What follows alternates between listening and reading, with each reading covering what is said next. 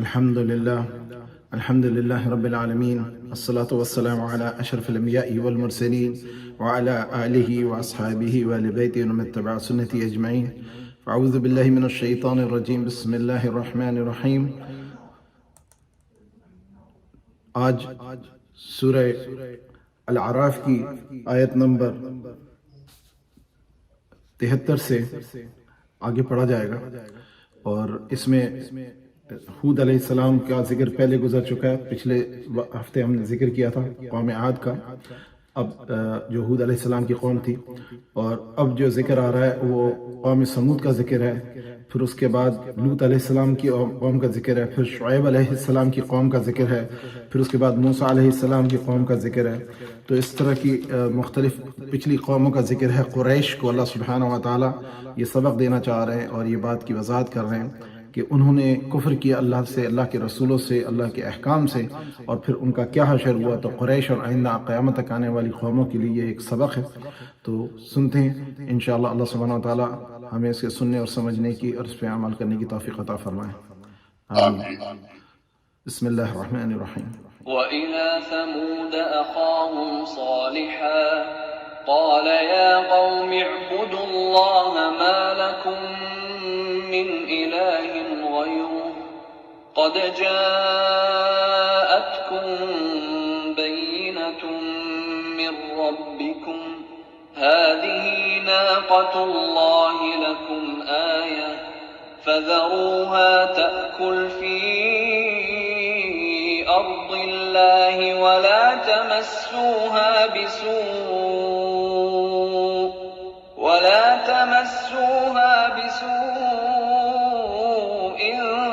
فيأخذكم عذاب أليم.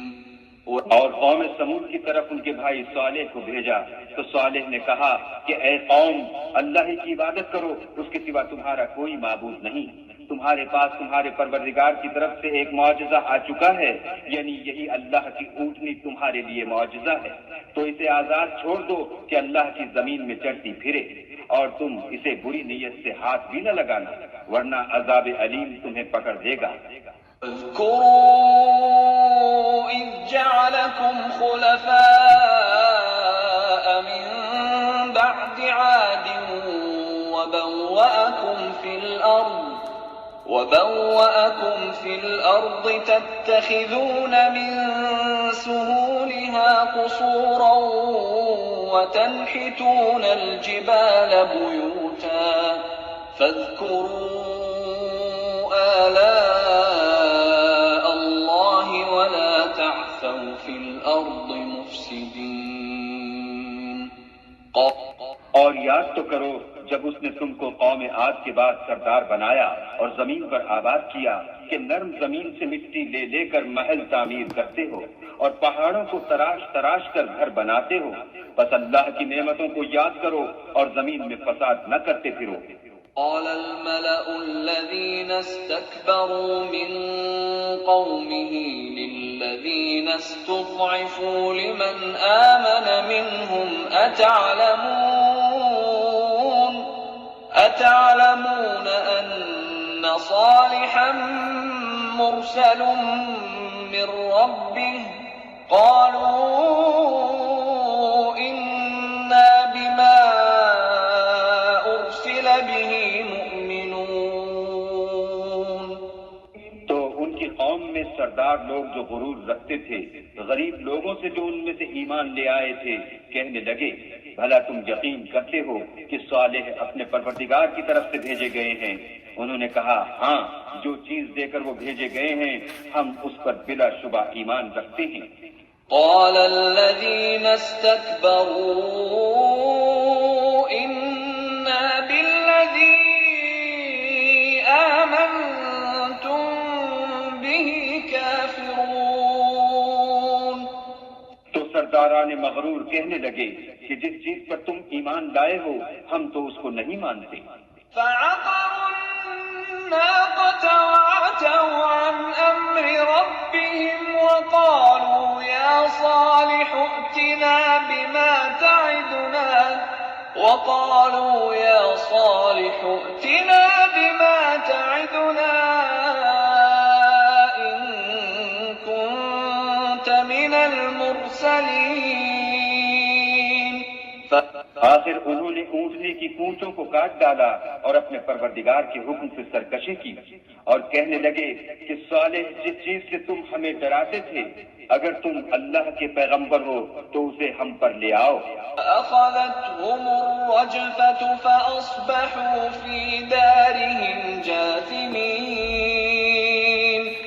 تو ان کو بھونچال نے آ پکڑا اور وہ اپنے گھروں میں اوندے پڑے رہ گئے. فتولى عنهم وقال يا قوم لقد أبلغتكم رسالة ربي ونصحت لكم ولكن لا تحبون الناصحين.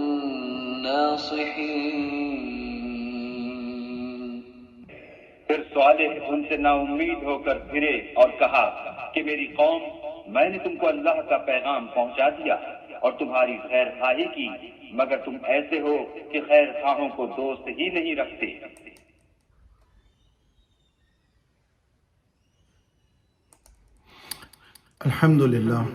الحمدللہ رب العالمین الصلاة والسلام على اشرف الانبیاء والمرسلین وعلى آلہ واصحابہ وآل بیتہ ومن اتبع سنته اجمعین.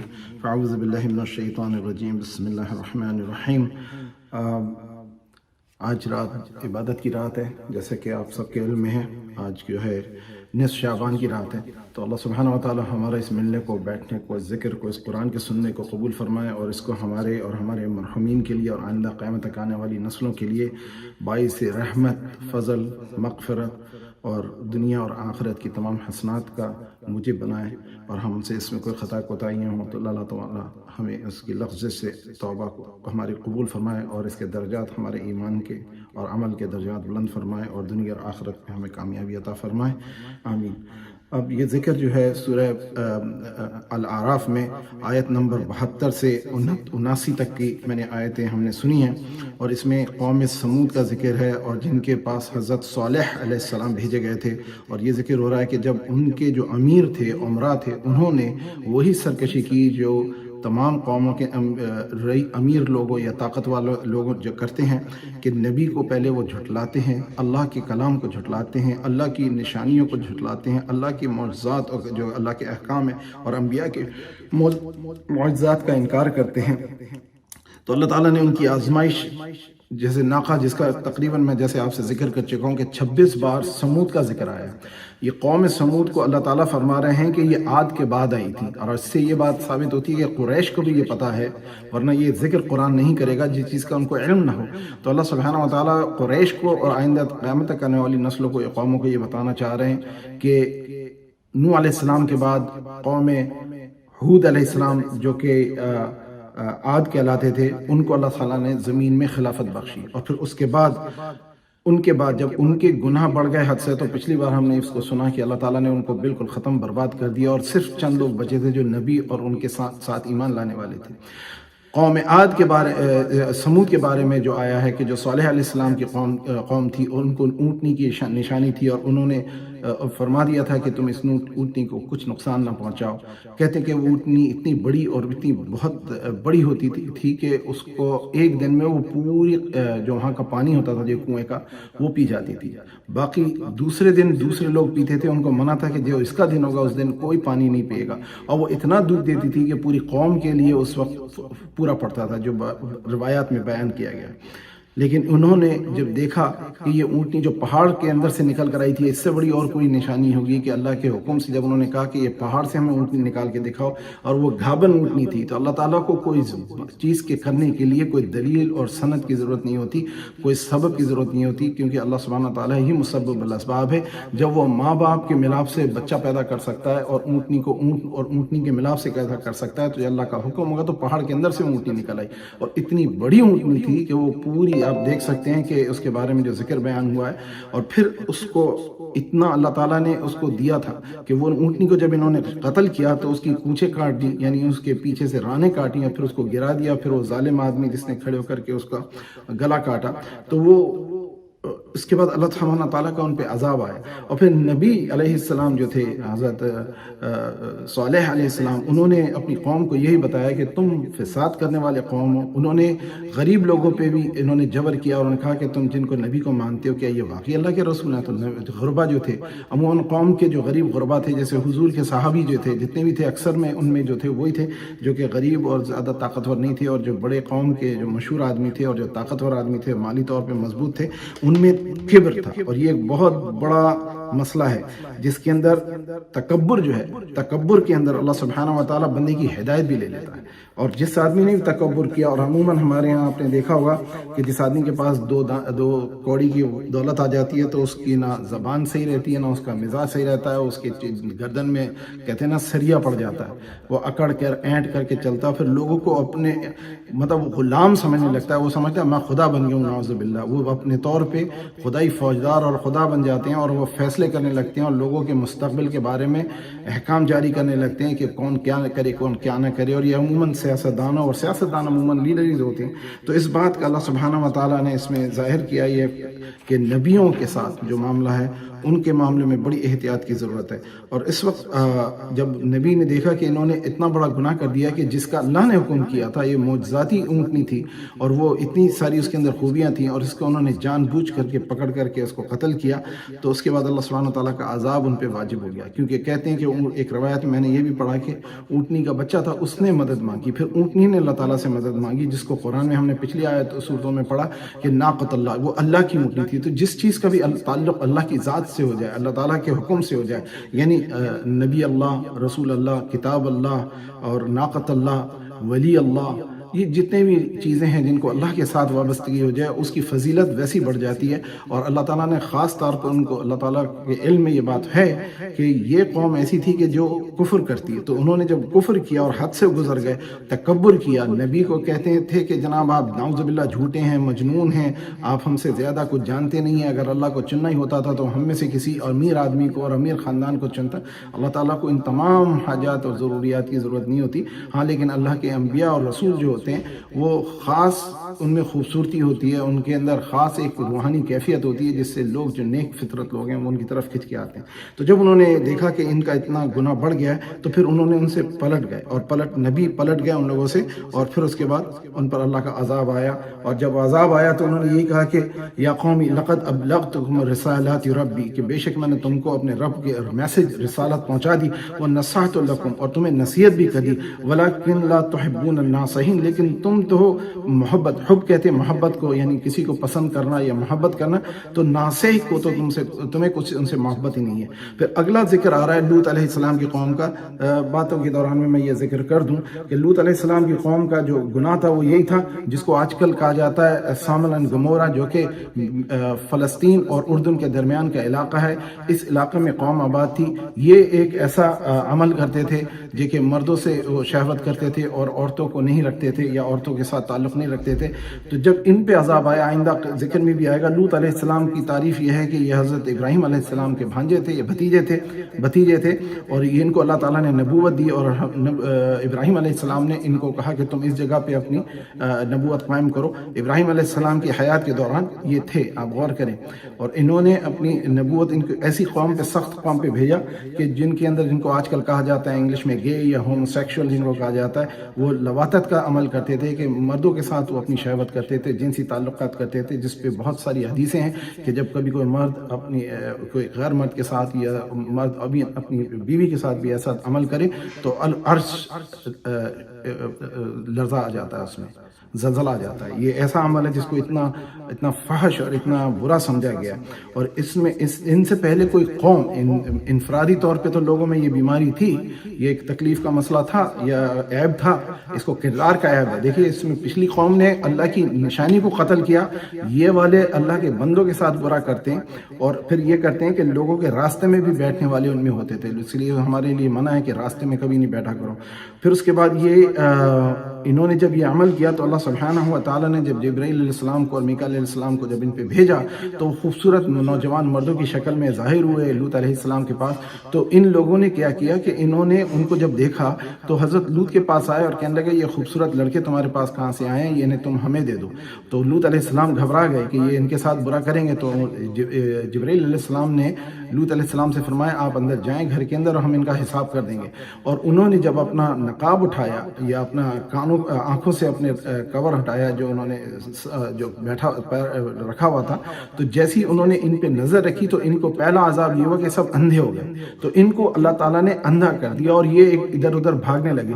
پھر اس کے بعد لوط علیہ السلام کے ساتھ ایک اور واقعہ یہ ہوا کہ ان کی بیگم کا ذکر اس میں آیا کہ ایک عورت جو کہ نبی کی بیوی تھی اور ساری زندگی ان کے ساتھ گزاری تھی, ان کے بچے بھی تھے, لیکن وہ ہمدردی رکھتی تھی ان سے. یہ ایک بہت بڑا مسئلہ ہے. اس میں ان کے بارے میں ذکر آیا ان آنے والی آیتوں میں کہ ان کو اللہ تعالیٰ نے جب انہوں نے نیت اب بندے کی ہوتی ہے, ان کے دل میں ہمدردی تھی ان لوگوں سے. ممکن ہے کہ وہ اس عمل میں ان کے ساتھ شامل نہ ہوئی ہوں, لیکن ان سے ہمدردی کرنے پر اللہ تعالیٰ نے ان کو پیچھے چھوڑ دیا اور ان کے اوپر بھی عذاب آیا. تو اس عمل کے ساتھ ایک بہت بڑی شرط یہ بھی رکھی گئی کہ ایسا عمل کا کرنا اور ایسے عمل کے کرنے والوں کے ساتھ یعنی محبت کرنا. آپ کسی کو ہدایت کر سکتے ہیں تو شریعت کے حکم کے حساب سے ایسی کیفیت رکھنے والا انسان کرے کیا؟ اس کے لیے حکم یہ ہے کہ وہ اجتناب کرے, یعنی اس کی جو شوق ہے یا اس کو جو اس میں لذت ہے تو وہ عمل پیرا نہ ہو. جیسا کہ آپ نے دیکھا ہے کہ خبریں آتی ہیں کہ بچوں کے ساتھ کیا گیا, جو چرچوں سے خبریں آتی ہیں, جو مسلمانوں میں بھی یہ بہت برائی کا عمل کیا جاتا ہے. ہر انسان کے ساتھ ایک آزمائش ہے. تو ایسے لوگوں کے لیے حضور نے فرمایا کہ وہ اپنی اس شہوت کو قابو میں رکھیں اور ایسا عمل نہ کریں. یعنی کہ ان کے لیے اس کا ثواب ہے کہ اگر ایک انسان کے اندر یہ شہوت کا, جس طرح سے ہمیں حکم ہے کہ چوری نہ کریں, ڈاکہ نہ ڈالیں, قتل نہ کریں, اور یہ جو شہوت ہے اس کو پوری کرنے کے لیے شادی کریں, نہ کہ حرام طریقے سے کریں. تو یہ بھی اسی طرح کا عمل ہے جس کے اوپر اللہ سبحانہ و تعالیٰ کا بڑا عذاب ہے. انشاءاللہ آگے کی آیتیں سنتے ہیں.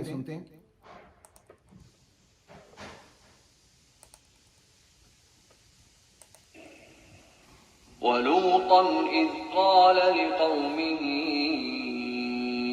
أَتَأْتُونَ الْفَاحِشَةَ مَا سَبَقَكُم بِهَا مِنْ أَحَدٍ مِّنَ الْعَالَمِينَ. اور اسی طرح جب ہم نے لوط کو پیغمبر بنا کر بھیجا تو اس وقت انہوں نے اپنی قوم سے کہا کہ تم ایسی بے حیائی کا کام کیوں کرتے ہو کہ تم سے پہلے اہل عالم میں سے کسی نے اس طرح کا کام نہیں کیا. إنكم لتأتون الرجال شهوة من دون النساء بل أنتم قوم مسرفون. یعنی خواہش نفسانی پورا کرنے کے لیے عورتوں کو چھوڑ کر لونڈوں پر گرتے ہو. حقیقت یہ ہے کہ تم لوگ حد سے نکل جانے والے ہو. وما كان جواب قومه إلا أن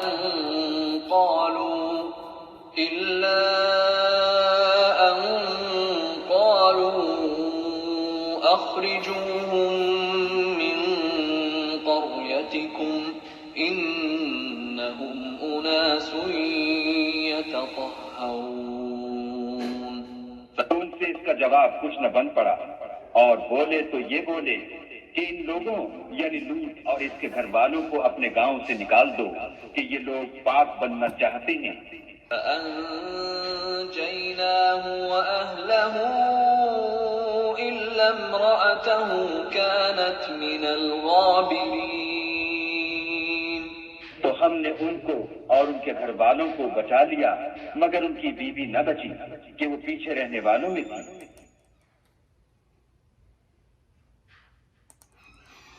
تو اس میں ایک اور وضاحت ہے کہ ان پہ جو عذاب آئے وہ دو طرح کے عذاب آئے. ایک تو عذاب یہ تھا کہ اندھے ہو گئے تھے, دوسرا عذاب یہ ہوا کہ ان پر پتھر اور آگ کی بارش ہوئی.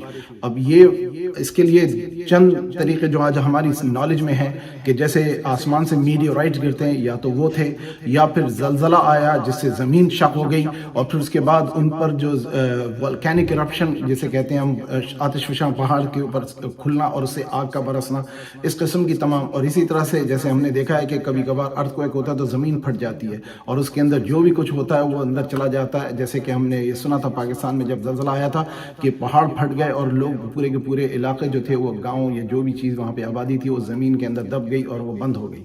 اور کچھ علاقوں میں وہ گہرا ہو جاتا ہے، گڑھا بن جاتا ہے، جس طرح سے ابھی اٹلانٹک اوشن میں آبادی ملی جس کو کہا جاتا ہے کہ یہ اٹلانٹس سٹی تھی. جیسے کہ روم میں کچھ جو نکلی ہیں انہوں نے آرکیولوجیکل سے فائنڈنگ سے پتہ رکھا ہے، جو تحقیق سے، کہ لوگ جو تھے وہ جو ملے ہیں مٹی کھودنے پر، پہاڑوں کی مٹی ان پر جو دب گئے تھے پہاڑ کے اندر، آتش فشاں پہاڑ کے اندر، تو وہ بڑی بیہودہ حالاتوں میں پائے گئے. اور جب ان کے گھروں کو کھولا گیا اور دیکھا گیا تو ان کی دیواروں پہ فاحش قسم کی تصویریں، اور وہاں پہ شہر آباد تھے، اور ابھی بھی کئی جگہوں پہ ایسے شہر آباد ہوتے ہیں. اور ہمیں تعجب یہ ہوتا ہے کہ اللہ کا عذاب ان پہ کیوں نہیں آیا. ایک تو عذاب کے لیے کہ اللہ سبحانہ و تعالیٰ نے 950 سال حضرت نوح علیہ السلام کی قوم کو جگہ دی کہ وہ ہدایت پہ آ جائیں. یہ بہت بڑا لمبا عرصہ ہوتا ہے جو تصور بھی نہیں کر سکتا 1000 سال کا بندہ ہو.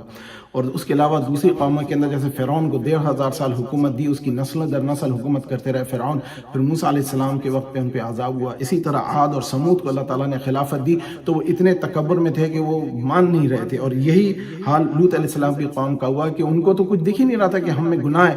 تو گناہ کو دیکھنے سے آدمی کے اندر اتنی آنکھوں کی حیا اٹھ جاتی ہے اور اتنی وہ سمجھتے ہیں کہ یہ نارمل ہے، اور پھر بعد میں دھمکی دیتے ہیں کہ اگر تم سچے ہو تو اللہ کا عذاب ہم پر لا کے دکھاؤ. پھر جب اللہ کا عذاب آتا ہے تو پھر ان کو کچھ اور نہیں ہوتا توبہ کرنے کے علاوہ، کیونکہ ان کو دکھ چکا ہوتا ہے کہ ان کے ساتھ کیا عمل ہو رہا ہے. اس بات کے لیے ہمیں احتیاط کرنا چاہیے کہ ہمارے اگر زندگی میں کوئی ایسا عمل ہو رہا ہے، ہم جو اللہ کے حکم اور اللہ کے نبی کے حکم اور اللہ کے نبی کی ہدایت سے اختلاف کر رہے ہیں یا غلط کر رہے ہیں، تو توبہ استغفار کا راستہ کھلا ہوا ہے.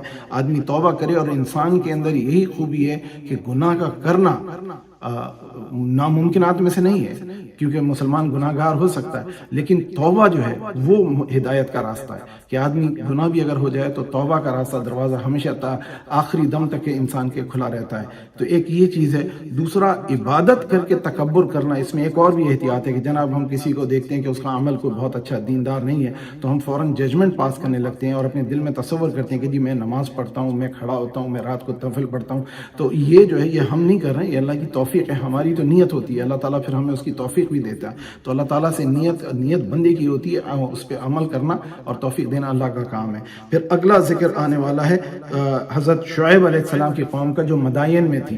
مدائن کا علاقہ جس کو حجر کا علاقہ بھی کہا جاتا ہے، یہ سعودی عرب کا جو مغربی علاقہ ہے جو جارڈن سے بھی ملتا ہے، اور جو فلسطین جس کو آج کل اسرائیل کا قبضہ ہے، اس علاقے میں آپ کو ان کے پہاڑوں کو کاٹ کر کے بنانے کا جو انہوں نے لوگوں کو اتنی جسم بڑے تھے، طاقتور تھے، اتنے ان کو اللہ تعالیٰ نے خلیفہ بنایا تھا. یہ اس علاقے کے لوگوں کے بعد تھوڑا سا آگے جائیں گے تو وہاں پر آتا ہے مدائن کا علاقہ. مدائن کا علاقہ ہے، وہاں پر شعیب علیہ السلام کو اللہ تعالیٰ نے بھیجا. اور اس قوم کی بیماری کیا تھی؟ دیکھیے وہ آج یہ بیماری اور یہ گناہ دیکھیے ہم نے پچھلی قوم کا سنا کہ انہوں نے اللہ سے کفر کیا، نبی سے کفر کیا، عاد اور سمود نے. اور یہ لوط علیہ السلام کی قوم نے ایک عمل کیا جو کہ کرداری طور پہ ایک بیڈ کیریکٹر کہلاتا ہے.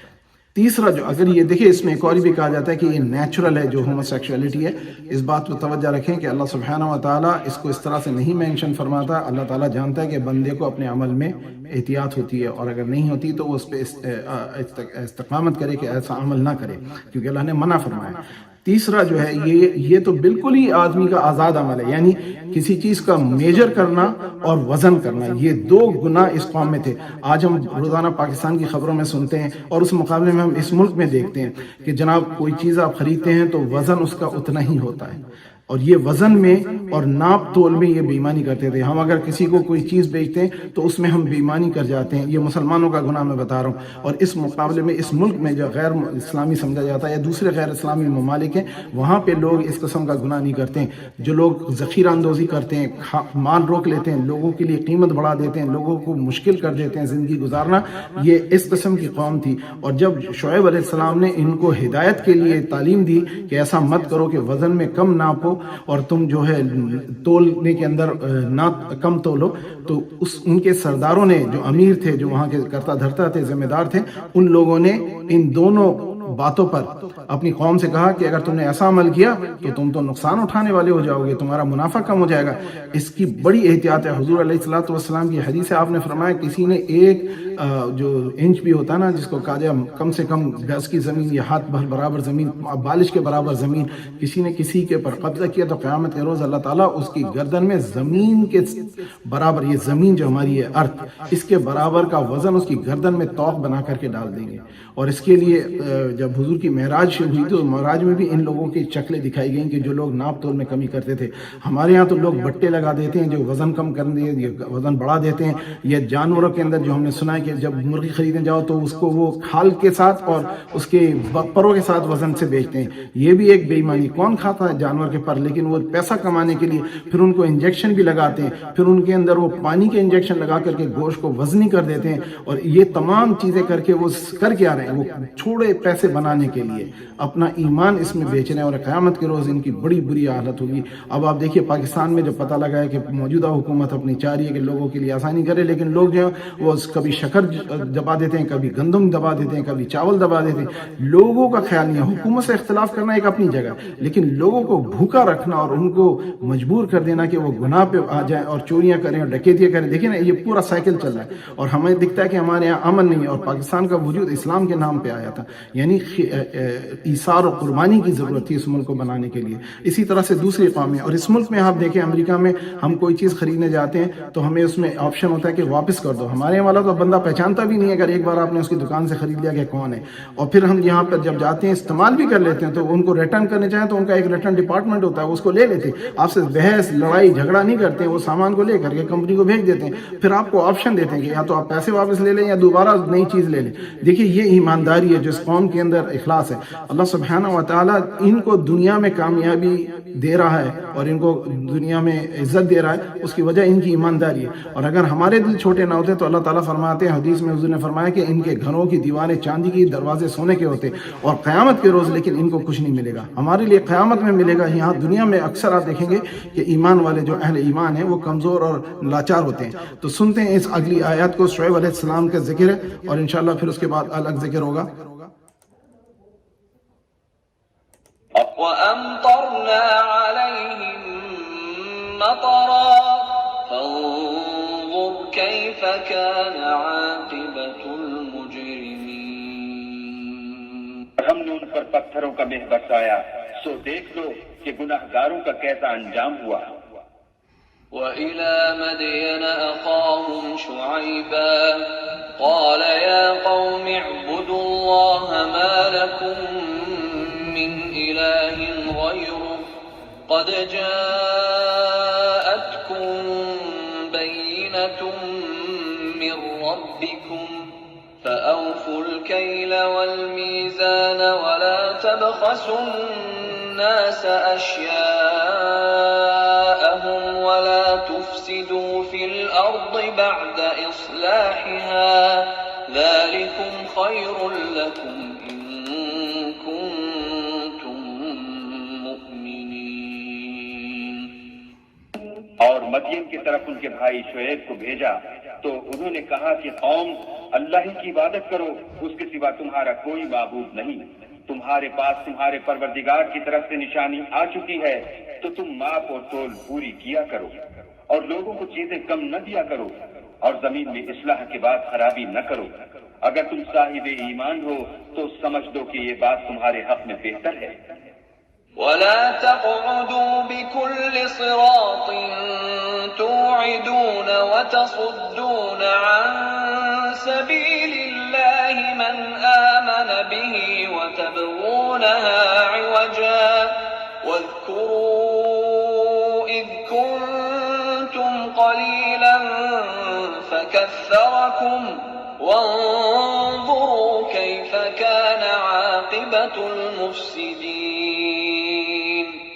اور ہر رستے پر مت بیٹھا کرو کہ جو شخص اللہ پر ایمان لاتا ہے اسے تم ڈراتے اور راہ خدا سے روکتے اور اس میں کجی ڈھونڈتے ہو۔ اور اس وقت کو یاد کرو جب تم تھوڑے سے تھے تو اللہ نے تم کو جماعت کثیر کر دیا، اور دیکھ لو کہ خرابی کرنے والوں کا انجام کیسا ہوا۔ وَإِن كَانَ طَائِفَةٌ آمنوا بالذي أرسلت به وطائفة لم يؤمنوا فاصبروا حتى يحكم الله بيننا وهو خير الحاكمين. اور اگر تم میں سے ایک جماعت میری رسالت پر ایمان لے آئی ہے اور ایک جماعت ایمان نہیں لائی تو صبر کیے رہو یہاں تک کہ اللہ تمہارے درمیان فیصلہ کر دے اور وہ سب سے بہتر فیصلہ کرنے والا ہے.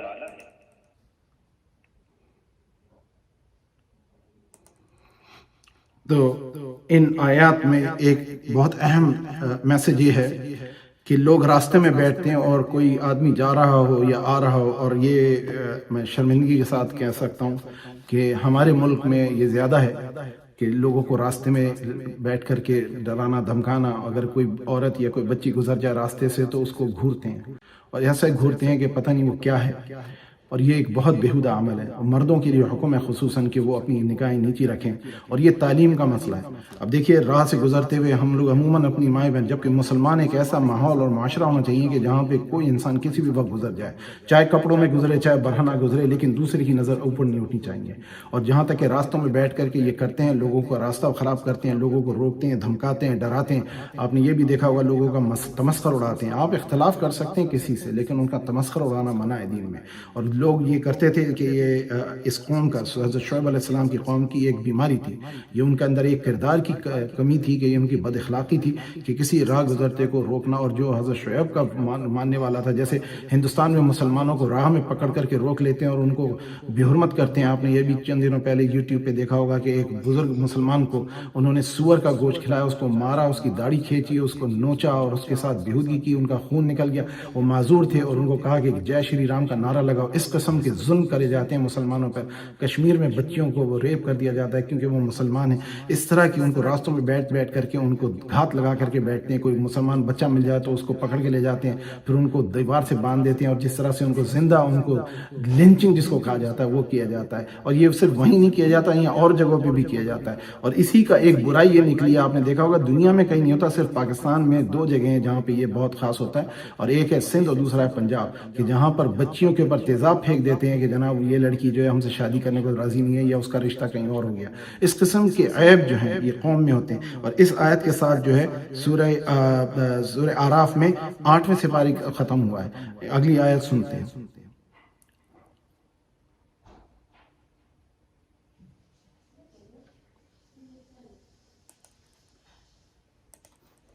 قال الملأ الذين استكبروا من قومه لنخرجنك يا شعيب والذين آمنوا معك من قريتنا أو لتعودن في ملتنا قال أولو كنا كارهين. تو ان کی قوم میں جو لوگ سردار اور بڑے آدمی تھے وہ کہنے لگے کہ شعیب، یا تو ہم تم کو اور جو لوگ تمہارے ساتھ ایمان لائے ہیں ان کو اپنے شہر سے نکال دیں گے، یا تم ہمارے مذہب میں آ جاؤ. انہوں نے کہا خواہ ہم تمہارے دین سے بیزار ہی ہوں تو بھی قد افترينا على الله كذبا إن عدنا في ملتكم بعد إذ نجانا الله منها وما يكون لنا أن نعود فيها إلا أن يشاء الله ربنا وسع ربنا كل شيء علما على الله توكلنا ربنا افتح بيننا وبين قومنا بالحق وأنت خير الفاتحين. اگر ہم اس کے بعد بھی کہ اللہ ہمیں اس سے نجات بخش چکا ہے تمہارے مذہب میں لوٹ جائیں تو بے شک ہم نے اللہ پر جھوٹ اس طرح باندھا اور ہمیں شایع نہیں کہ ہم اس میں لوٹ جائیں. ہاں اللہ جو ہمارا پروردگار ہے وہ چاہے تو ہم مجبور ہیں. ہمارے پروردگار کا علم ہر چیز پر احاطہ کیے ہوئے ہے، ہمارا اللہ ہی پر بھروسہ ہے۔ اے پروردگار، ہم میں اور ہماری قوم میں انصاف کے ساتھ فیصلہ کر دے، اور تو سب سے بہتر فیصلہ کرنے والا ہے۔ وقال الملأ الذين كفروا من قومه لئن اتبعتم شعيبا إنكم إذا لخاسرون۔ اور ان کی قوم میں سے سردار لوگ جو کافر تھے کہنے لگے کہ بھائیو، اگر تم نے شعیب کی پیروی کی تو بے شک تم خسارے میں پڑ گئے۔ فأخذتهم الرجفة فأصبحوا في دارهم جاثمين۔ تو ان کو بھونچال نے آ پکڑا اور وہ اپنے گھروں میں اوندے پڑے رہ گئے۔ الذين كذبوا شعيبا كأن لم يغنوا فيها الذين كذبوا شعيبا كانوا هم الخاسرين۔ یہ لوگ جنہوں نے شعیب کی تکذیب کی تھی ایسے برباد ہوئے تھے کہ گویا وہ ان میں کبھی آباد ہی نہیں ہوئے تھے۔ غرض جنہوں نے شعیب کو جھٹلایا وہ خسارے میں پڑ گئے۔ فتولى عنهم وقال يا قوم لقد أبلغتكم رسالات ربي ونصحت لكم فكيف آسى على قوم كافرين۔ تو شعیب ان میں سے نکل آئے اور کہا کہ بھائیو، میں نے تم کو اپنے پروردگار کے پیغام پہنچا دیے ہیں اور تمہاری خیر خواہی کی تھی، تو میں کافروں پر عذاب نازل ہونے سے رنج و غم کیوں کروں؟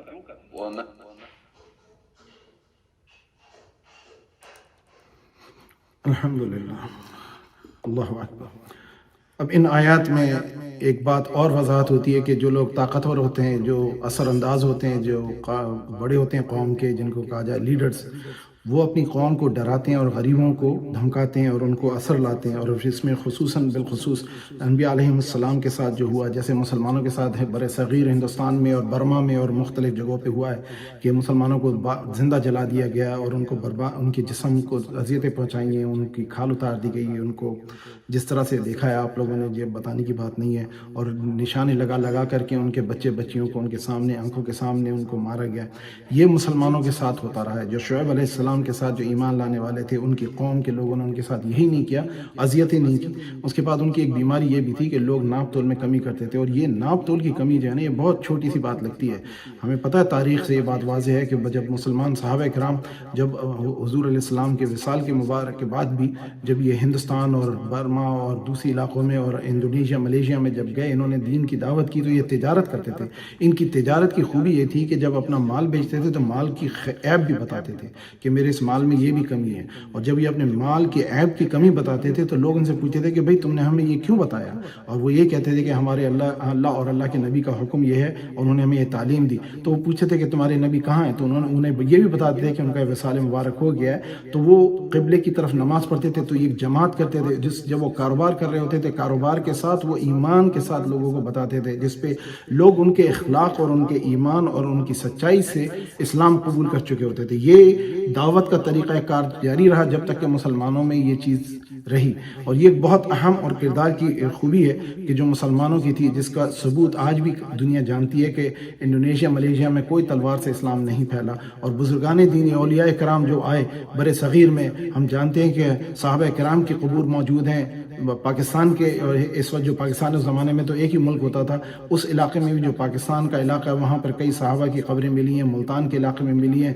ایک صحابی حضور کے جن کو رتن بابا کہا جاتا ہے، وہ ایسٹ پنجاب میں تھے، جو کہا جاتا ہے پہلے مسلمان تھے۔ یہ ہم کہہ سکتے ہیں کہ پنجاب سے ہندوستان سے سب سے پہلا مسلمان ہوا۔ دوسرا کیرلا کے بادشاہ نے اسلام قبول کیا معجزہ شق القمر دیکھ کر۔ اسی طرح سے ہندوستان میں اولیاء کرام و بزرگان دین نے اسلام کی تبلیغ کی، اور ان کی تعلیم و تبلیغ سے لوگ مسلمان ہوئے۔ ہوئے، کوئی تلوار، کوئی جبر، کوئی قہر نہیں، اور ان چیزوں سے اسلام کی تبلیغ ہوئی. ہم اس بات کو سمجھ سکیں کہ ہم ابھی کوئی اپنا مال بیچنا چاہتے ہیں تو ہم اس کا عیب نہیں بتاتے ہیں. صحابہ کرام کا اور اسلام کا طریقہ یہ ہے کہ آپ اس کی خوبی بتائیں، اس کا عیب بھی بتائیں. ایک واقعہ مجھے یاد آتا ہے، امام ابو حنیفہ رحمۃ اللہ علیہ، اللہ تعالیٰ ان کے درجات بلند فرمائے، ان کا کاروبار تھا، وہ تجارت کرتے تھے کپڑے کی. تو انہوں نے اپنے ایک بار نوکر کو وہاں پہ رکھا اور جب نماز کے لیے گئے یا کسی کام سے گئے، جب واپس آئے تو ایک عیب دار ان کے پاس کپڑے کا حصہ تھا جو کہ وہ بیچ رہے تھے. اس کی قیمت انہوں نے رکھی ہوئی تھی کہ کم ہو جائے گی اور بتائیں گے اس کا عیب. تو انہوں نے، ان کے نوکر نے جب آ کر بتایا، جب وہ واپس آئے کہ یہ پیس کہاں ہے، تو اس نے بتایا کہ یہ تو میں بیچ چکا ہوں، اور اسی قیمت پہ بیچا ہے جو بے عیب کپڑا تھا. تو انہوں نے کہا تو نے اس کو عیب نہیں بتایا؟ وہ کہنے لگا نہیں بتایا. تو آپ نے کہا وہ آدمی کہاں ہے؟ اس کو ڈھونڈتے ڈھونڈتے گئے اور اس کو ڈھونڈ کر کے لایا اور اس کو بولا کہ اس کے اندر یہ عیب تھا اور اس کی قیمت یہ نہیں تھی، یہ تھی. اور آپ کو جب وہ ایک اور واقعے میں روایت یہ ہے کہ جب انہیں وہ نہیں ملا آدمی تو انہوں نے باقی سارا سامان اپنا صدقہ کر دیا کہ یا اللہ سبحانہ تعالیٰ اس گناہ کی سزا مجھے نہ ملے. تو انہوں نے اپنی پوری دکان کا سامان جو ہے صدقہ کر دیا کہ اس کے بدلے یہ صدقہ ہو سکے. تو یہ روایت سے ثابت ہوتا ہے کہ ہمارے اسلاف کا یہ کردار تھا کہ کسی کا نقصان نہیں کرتے تھے، ہر ایک کے لیے خیر اور بھلائی کا کرتے تھے. پھر اگلی آیات میں جو ابھی ہم نے پڑھی 93 نمبر آیات، اب اس میں اگلی آیات میں اللہ سبحانہ و تعالیٰ فرماتے ہیں کہ ہم نے ہر قوم کے اندر اللہ تعالیٰ نے ہدایت دینے والے بھیجے. بعد میں ان لوگوں نے ان ہدایت دینے والوں کو خدا بنا دیا، ان بجائے اللہ کے ان کی عبادت اور ان کی پوجا کرنے لگے، اور پھر انہی سے وہ اللہ سمجھ کر، اللہ کا حصہ سمجھ کر، اللہ پہ غالب سمجھ کر، اللہ کے حصے دار سمجھ کر کے ان سے مانگنے لگے.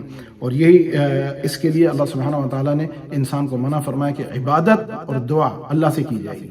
وسیلہ باندھنا ایک الگ بات ہے، وہ وسیلے سے انہوں نے آگے بڑھا کر کے اس کو ان کے لیے عبادت کے حصے میں شامل کر لیا. اگلی آیت سنتے ہیں. أرسلنا في قرية من نبي إلا أخذنا أهلها بالبأساء والضراء لعلهم يضرعون.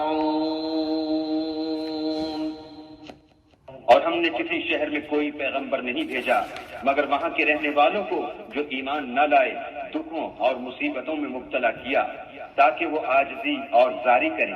پھر ثم بدلنا مكان السيئة الحسنة حتى عفوا وقالوا قد مس آباءنا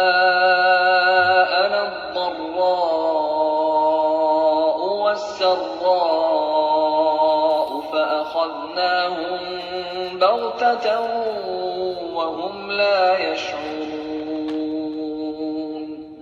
ہم نے تکلیف کو آسودگی سے بدل دیا، یہاں تک کہ مال و اولاد میں زیادہ ہو گئے تو کہنے لگے کہ اسی طرح کا رنج و راحت ہمارے بڑوں کو بھی پہنچتا رہا ہے. تو ہم نے ان کو ناگہاں پکڑ لیا اور وہ اپنے حال میں بے خبر تھے. ولو أن أهل القرى آمنوا واتقوا لفتحنا عليهم بركات من السماء والأرض ولكن كذبوا فأخذناهم بما كانوا يكسبون. اگر ان کی بستیوں کے لوگ ایمان لے آتے اور پرہیزگار ہو جاتے تو ہم ان پر آسمان اور زمین کی برکات کے دروازے کھول دیتے، مگر انہوں نے تو تکذیب کی، سو ان کے اعمال کی سزا میں ہم نے ان کو پکڑ لیا. أفأمن أهل القرى أن يأتيهم بأسنا بياتا وهم نائمون. کیا بستیوں کے رہنے والے اس سے بے خوف ہیں کہ ان پر ہمارا عذاب رات کو واقع ہو اور وہ بے خبر سو رہے ہوں؟ أَوَأَمِنَ أَهْلُ الْقُرَىٰ أَن يَأْتِيَهُم بَأْسُنَا ضُحًى وَهُمْ يَلْعَبُونَ. اور کیا اہل شہر اس سے نڈر ہیں کہ ان پر ہمارا عذاب دن چڑھے نازل ہو اور وہ کھیل رہے ہوں؟ أَفَأَمِنُوا مَكْرَ اللَّهِ فَلَا يَأْمَنُ مَكْرَ اللَّهِ إِلَّا الْقَوْمُ الْخَاسِرُونَ. لوگ اللہ کے داؤں کا ڈر نہیں رکھتے؟ سن لو کہ اللہ کے داؤں سے وہی لوگ نڈر ہوتے ہیں جو خسارہ پانے والے ہیں۔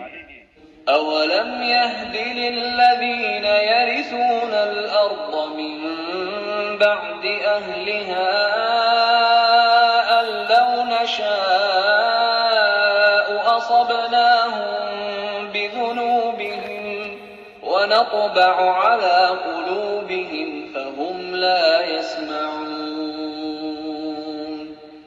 کیا ان لوگوں کو جو اہل زمین کے مر جانے کے بعد زمین کے مالک ہوتے ہیں یہ امر موجب ہدایت نہیں ہوا کہ اگر ہم چاہیں تو ان کے گناہوں کے سبب ان پر مصیبت ڈال دیں اور ان کے دلوں پر مہر لگا دیں کہ کچھ سن ہی نہ سکیں؟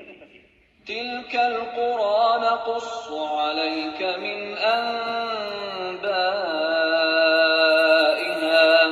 ولقد جاءتهم رسلهم بالبينات فما كانوا ليؤمنوا بما كذبوا من قبل كذلك يطبع الله على قلوب الكافرين۔ یہ بستیاں ہیں جن کے کچھ حالات ہم تم کو سناتے ہیں اور ان کے پاس ان کے پیغمبر نشانیاں لے کر آئے مگر وہ ایسے نہیں تھے کہ جس چیز کو پہلے جھٹلا چکے ہوں اسے مان لیں۔ اسی طرح اللہ کافروں کے دلوں پر مہر لگا دیتا ہے۔ وما وجدنا لأكثرهم من عهد وإن وجدنا أكثرهم لفاسقين۔ اور ہم نے ان میں سے اکثروں میں عہد کا نبھا نہیں دیکھا اور ان میں اکثروں کو دیکھا تو بدکار ہی دیکھا۔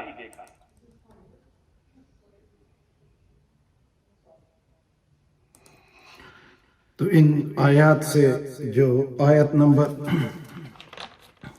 100 سے 102 تک کی ہم نے سنی، اس میں اب اللہ سبحانہ و تعالیٰ ایک ریکیپ، جس طرح سے کہا جائے بات کو پوری وضاحت کر رہے ہیں کہ قوموں کے اندر جو گناہ گار جب دیکھے اللہ تعالیٰ نے ان میں نبیوں اور رسولوں کو بھیجا، خاتم النبیین رحمۃ للعالمین ہمارے آقا مولا محمد رسول اللہ صلی اللہ علیہ وسلم آخری نبی، اور اس کے بعد ان کی امت کی ذمہ داری ہے کہ یہ میسج اور پیغام ساری دنیا میں پہنچائیں اور لوگوں کو خود بھی عمل کریں اور لوگوں کو بھی عمل کرائیں۔ اور پھر اللہ سبحانہ تعالیٰ نے یہ بات کی وضاحت بھی فرما دی کہ اکثر ایمان والے پہلے ہوتے تھے، بعد میں جب ان کے پاس آسانیاں اور آسائشیں آئیں تو انہوں نے گناہ کرنے شروع کیے اور اپنے گناہوں میں وہ اتنے مضبوط ہو گئے کہ کیونکہ ان پہ کوئی آزمائش اور عذاب نہیں آتی رہی، اور جب کبھی کوئی آزمائش اور عذاب آتا بھی دکھتا تو وہ کہتے تھے وہ پچھلے لوگوں کی کہانیاں ہیں، اور جب ہم پر وقت آئے گا انشاءاللہ ہم اپنے طور پہ نعوذ باللہ جب ہم پر یہ آزمائشیں آئی ہیں تو ان کا کچھ نہیں، یہ تو ہوتی رہتی ہیں۔ جیسے آج اگر آپ کسی کو بولیں کہ جی ارتھ کویک آتے ہیں تو وہ یہی بولیں گے کہ جی ارتھ کویک تو آتے ہی رہتے ہیں، کون سی بڑی بات ہے۔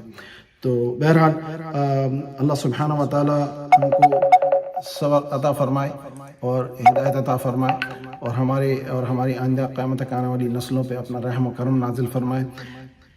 آئندہ کا جو ذکر آ رہا ہے وہ حضرت موسیٰ علیہ السلام کا ذکر ہے، تو اس کو آج میں یہیں روک لیتا ہوں کیونکہ وہ بہت طویل ذکر ہے، اور فرعون کے ساتھ جو ان کا معاملہ ہوا تھا اور ان کی قوم کے ساتھ ہوا تھا، انشاءاللہ اگلے اتوار اس کے بارے میں پڑھیں گے۔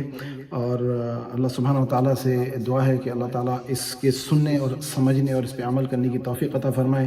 ہم نے قوم عاد کا سنا، قوم سمود کا سنا، قوم لوط کا سنا، قوم شعیب کا سنا، شعیب علیہ السلام جو کہ حضرت موسیٰ علیہ السلام کے سسر بھی ہیں کچھ روایت کے مطابق۔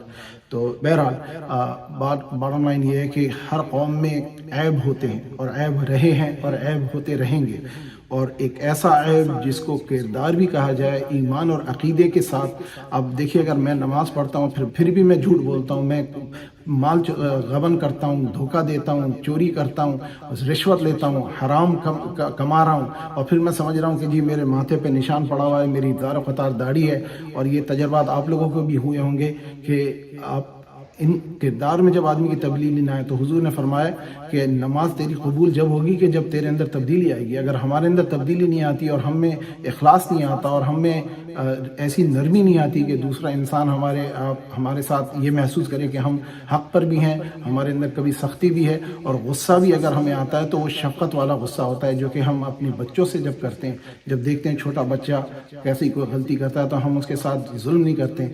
آپ نے یہ دیکھا ہے کہ کچھ علماء کرام جو ٹی وی پہ آپ نے ویڈیو میں دیکھا ہو. یہ باتیں میں یوں کر رہا ہوں کیونکہ یہ دیکھی جا رہی ہیں اور یہ ہمارے لیے نقصان دہ کہ بچوں کو قرآن پڑھانے کے لیے مولوی صاحب نے اتنا مارا کہ بچے کی جان نکال دی. اسکول کے ٹیچر نے بچے کو کلاس میں اتنی اذیت دی کہ وہ بچہ جان سے چلا گیا, ہڈیاں توڑ دی.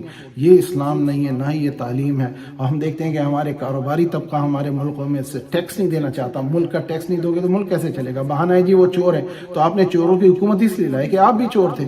تو حضور نے فرمایا تمہارے سردار وہی ہوں گے جو تمہارے میں سے ہوں گے, کوئی باہر سے نہیں آتے ہیں. اور ہمارے جیسے ملک جس کو ایک نظریاتی ملک ہے, کیونکہ پاکستانی ہیں تو ہم اپنے ملک کے بارے میں کہہ سکتے ہیں, اس میں آپ لوگ مجھ سے شاید اختلاف بھی کریں جو کہ آپ کا بھی حق ہے. مجھے تو درد یہ ہے, ہم سب کو بھی درد ہے کہ ہمارا وطن جہاں پہنچنا تھا وہاں یوں نہیں پہنچ رہا, کیونکہ ہمیں بھی کردار کی کمی ہے اور ہمارے علماء کرام میں بھی اور ہمارے سیاستدانوں میں بھی اور حکمرانوں میں بھی کردار کی کمی ہے.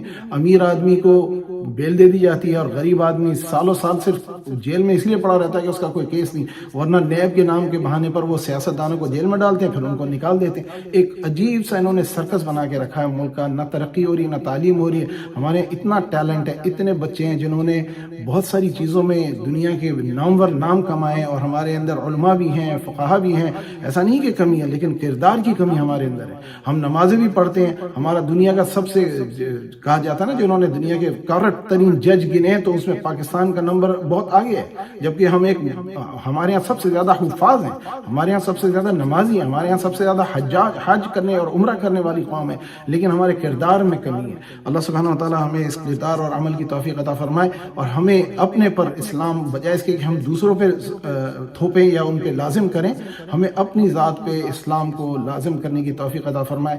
خواہشیں ہوتی ہیں, لذتیں ہوتی ہیں, ایک عمر ہوتی ہے. ہماری بھی بچے تھے, ہم امریکہ ایسے تو نہیں آ گئے نا, امریکہ آنے کی وجہ بھی ایک تھی, اور وجہ یہی تھی کہ ہم جو تھے اس ملک میں آ کر کے بہتر زندگی گزارنا چاہتے تھے. اب جو ہے ہمارے پاس ایک عمر میں پہنچ کر ہمیں یہ کیفیت آئی ہے کہ ہمیں اندازہ ہوا کہ یہ دنیا کا مال تو تھوڑا سا ہے. اب جو ہم میں سے 63 سال کے ہو گئے, یہ تو سنت زندگی گزار لی, اب اس کے بعد بونس زندگی گزار رہے ہیں. اور یہ ہم ابھی بھی ہم کمائی میں لگے رہے دن رات. ہمیں اس کی فکر نہیں ہے کہ میری نماز گئی, میری عبادت گئی, میرا کردار کیا ہوا. بس جمع کر رہے ہیں مال, ہورڈنگ جسے کہتے ہیں. ہم نے اپنے آپ کو اس میں اتنا لگا دیا ہے کہ نہ ہماری نیند ہے, نہ روزہ ہے, نہ زکوٰۃ.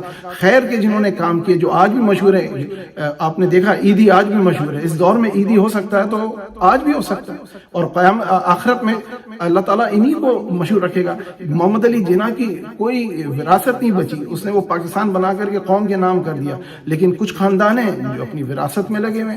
اس طرح کی چیزیں بہرحال آپ سب ماشاءاللہ تعلیم یافتہ ہیں, سمجھتے ہیں, یہ باتیں بیان کرنے کی نہیں ہیں, لیکن یہ کہ ہمیں کردار کی کمی ہے. ہمیں عبادات کو ہم نے دین سے الگ کر دیا. ہمارا دین تو ملتا ہے, ان چیزوں کو سب ملا کر کے بنتا ہے. بہرحال بہت سارے انٹرنل اور ایکسٹرنل فیکٹرز ہیں, کچھ کلچرل فیکٹرز ہیں, کچھ ہم میں اندر. اب یہ لیلۃ البرات ہے, آج جو ہے شب برات ہے. شب برات میں لوگ پھلجڑیاں اور چراغاں کرتے ہیں. اس کا تو یہ ہندوؤں سے تھا, مسلمانوں سے تو کوئی تعلق نہیں تھا. حضور علیہ الصلوۃ والسلام نے فرمایا اس رات جو میں روزے جب رکھتا ہوں شوال کے, اس لیے رکھتا ہوں شعبان کے, کہ اعمال اٹھائے جاتے ہیں. تو ہمیں ایک بات کا پتہ لگا کہ اس دن اعمال اٹھائے جاتے ہیں. آپ نے فرمایا میں چاہتا ہوں کہ میرے اعمال جب اللہ کے حضور پیش کیے جائیں تو میں روزے سے. جب ہمارے نبی کی خواہش تھی تو ہمیں نصف شعبان کا رکھنے کا حکم دیا, اور اس کے لیے بہت ساری حدیث ہیں. حضرت علی کے بھی اقوال ہیں, حضرت عائشہ کے بھی اقوال ہیں. کچھ لوگ کہتے ہیں کہ جی یہ کیا کہا جائے کہ محدثین کی سند کے معیار پہ پوری نہیں ہوتا. بھائی ہمیں آپ کا سند نہیں چاہیے, آپ کا معیار نہیں چاہیے. ہمارے بزرگ آبا و اجداد یہ سنت اور نفل اور عبادات کرتے آئے ہیں, ہم کرتے رہیں گے. آپ کو نہیں کر رہے نہ کریں, آپ ہمارے کان نہ کھائیں, آپ ہمارے لیے بلا وجہ یہ شرارتیں نہ کریں, شیطان بن کر دلوں میں شک نہ پیدا کریں. جس نے پڑھنا ہے 2 رکعت پڑھے. اللہ تعالیٰ نے فرمایا کون ہے جو مغفرت چاہے تو میں اس کی مغفرت کروں, تو 2 رکعت مغفرت کی پڑھیں. اللہ تعالیٰ فرماتے ہیں کہ جو رزق چاہے میں اس کو رزق دوں, تو 2 رکعت رزق کی پڑھیں. کیونکہ بہترین طریقہ مانگنے کا یہ ہے کہ اللہ کے آگے سربت سجود ہو. کب سربت سجود ہو؟ نماز کی حالت میں ہو. کون سی نماز ہو؟ نفل کی نماز ہو. کون سی دعا مانگے؟ 2 رکعت میں وہ صرف استغفار کرے. سجدہ سب سے قریب اللہ تعالیٰ کے ہوتا ہے بندہ جب سجدے کی حالت میں ہوتا ہے, تو سجدے میں اللہ تعالیٰ سے استغفار کرے. پھر اس کے بعد 2 رکعت میں جب سجدے میں ہو تو اللہ تعالیٰ سے رزق کی وسعت کی, اور رزق میں صحت اور جان بھی ہے.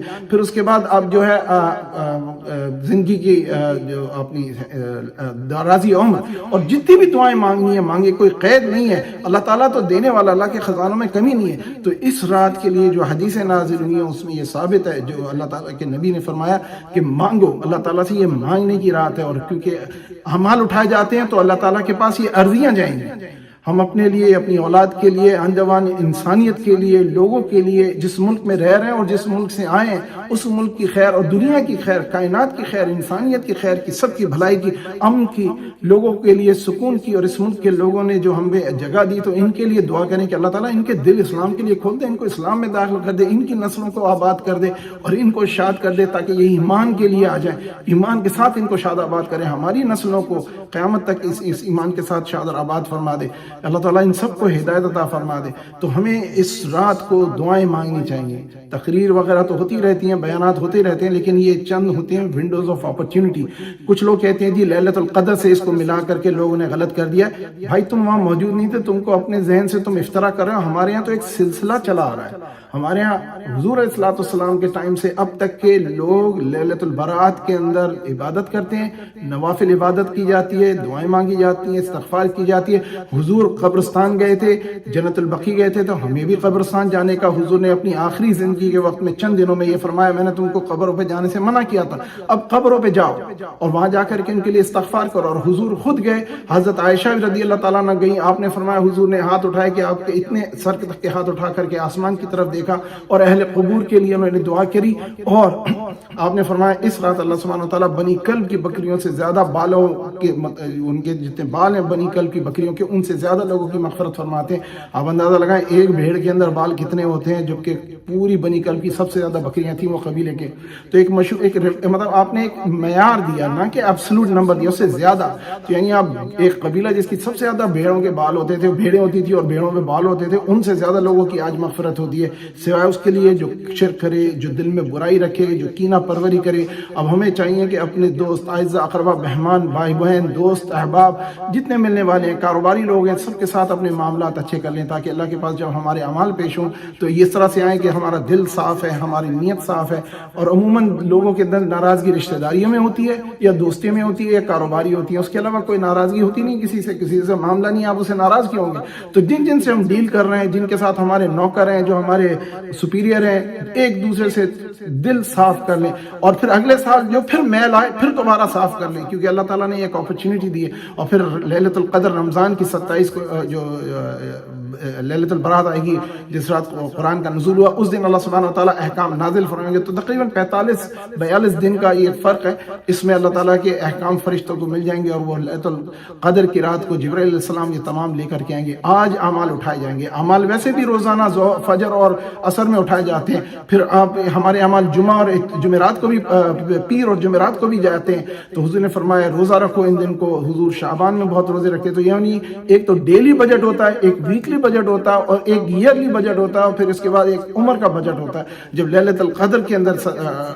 جس دن قرآن کا نزول ہوا، اس دن پھر پوری زندگی کے معاملات کی مغفرت ہوتی ہے۔ تو یہ بڑی برکت کی راتیں ہیں۔ اپنے مرحوم والدین کے لیے دعا کریں، ان کے لیے دعا کریں۔ سب سے بہت اچھی جو قرآن میں دعا ہے اللہم ارحمہما کما ربیانی صغیرا، یا اللہ سبحانہ تعالیٰ ان پہ رحم فرما جیسے انہوں نے مجھ پہ رحم فرمایا جب میں چھوٹا بچہ تھا۔